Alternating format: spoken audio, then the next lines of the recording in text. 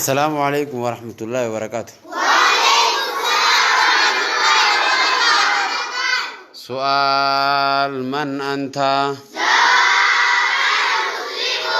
سؤال من هو المسلم؟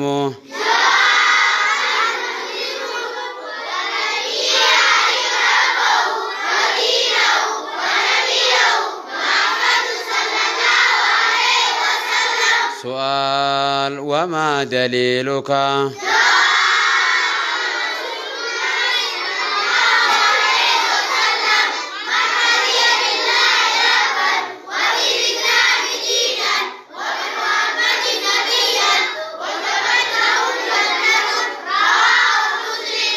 سؤال من ربك؟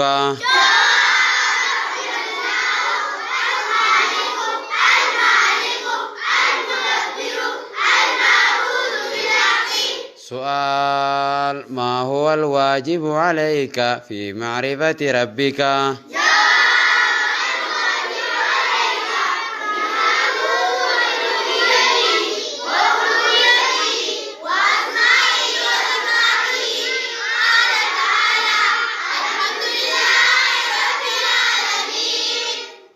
بكتك يا بكتك سؤال من أنت؟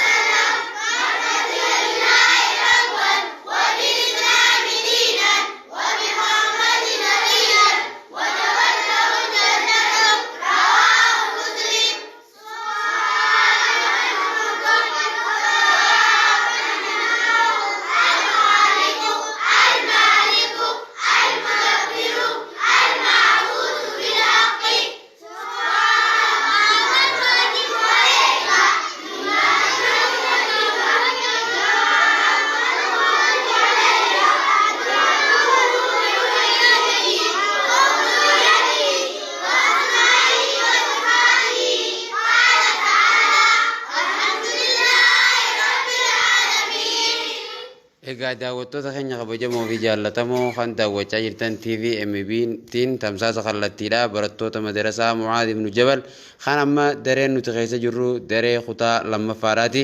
Barnoonni isaanii kan tooyidaa kan amma dhageessan kana fakkaata afaan Arabaatiini afaan Oromootiinis akkasuma qara'aa jiranii. Inshaallah kunoo barnoonni keenya kana fakkaata. waan nu daawwattaniif galatooma jazakumullahu khairan barakallahu fikum sagantaa keenya kana share like comment godhuu hin dagatina akkasuma youtube keenya radio MB subscribe godhuu hin dagatina ayyee jazakumullahu khairan barakallahu fikum wassalamu alaykum wa rahmatullahi wa barakatuh